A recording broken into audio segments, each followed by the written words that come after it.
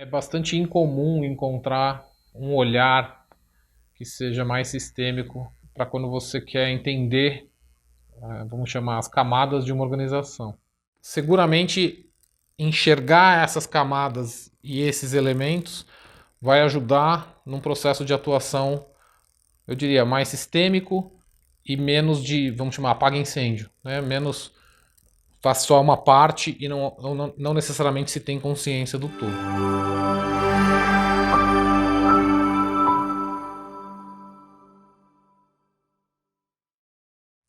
Olá, meu nome é Marcos Pittini e esse vídeo, na verdade, é um primeiro de uma série de 5 vídeos que a gente vai falar sobre uma abordagem sistêmica, um modelo sistêmico que a gente pode chamar de arquitetura organizacional, que a gente denominou como um modelo de coesão.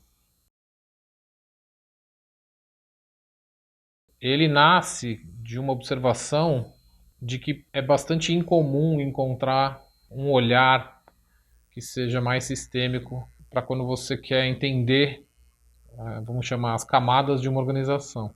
Geralmente, essas partes elas são muito bem articuladas como partes, mas dificilmente elas são olhadas como uma coisa maior, uma coisa sistêmica, onde essas partes estão coexistindo entre si.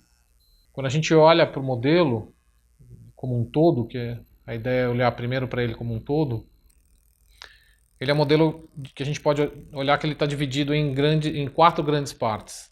Se a gente fosse fatiar uma organização, é primeiro interessante pensar que toda organização é um organismo vivo que está preso num organismo maior, está preso num sistema maior.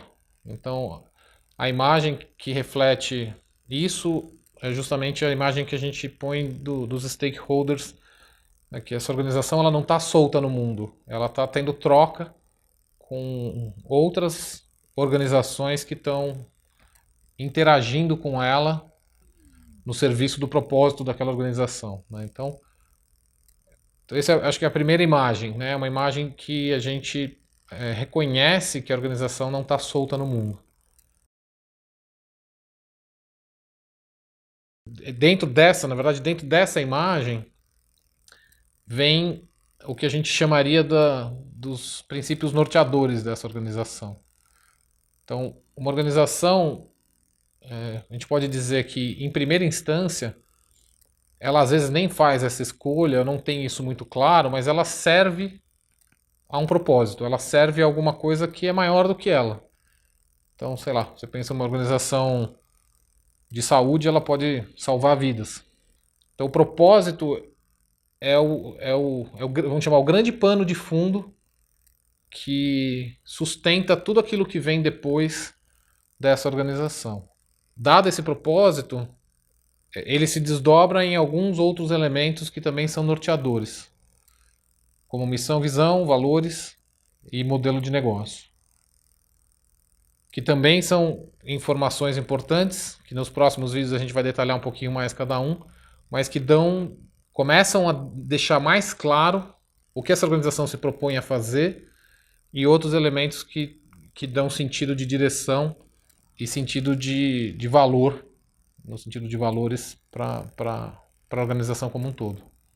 Uma vez entendido esse primeiro elemento, uma organização também, você pode olhar ela sob mais 3 óticas, né? A primeira ótica, sobre uma ótica de cultura, né? Então você tem, dado o lugar que essa organização atua, a forma com que ela atua, as escolhas que ela faz, a organização começa a ter trocas de novo, com seus stakeholders, e a cultura é um outro elemento que conversa com todo esse sistema. Quer dizer, como é que a gente faz as coisas aqui, e não só aqui, né? Mas como é que a gente faz as trocas com as organizações com quem a gente opera e faz trocas.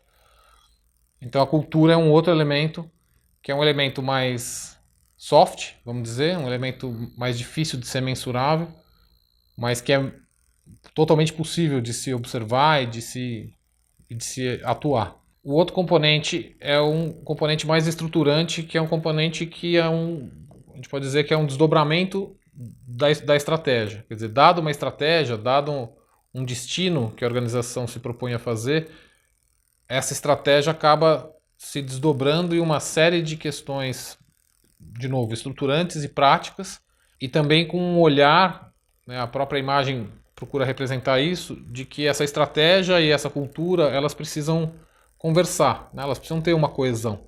Então, como é que eu consigo garantir que tanto um lado mais estruturante quanto um lado mais soft consigam falar, para que aí o último elemento, que é o elemento, eu diria que no fundo é o elemento principal, porque é o elemento que dá vida à organização no dia a dia. Se você for pensar, as pessoas estão se perguntando o que é esperado delas, né? Então, todo esse modelo de coesão, de alguma forma, ele procura responder a essas questões, responder ao que as pessoas precisam saber para operar de um lugar mais genuíno, mais verdadeiro e mais potente dentro de um papel, dentro de uma função, para servir aquela organização dentro daquele sistema.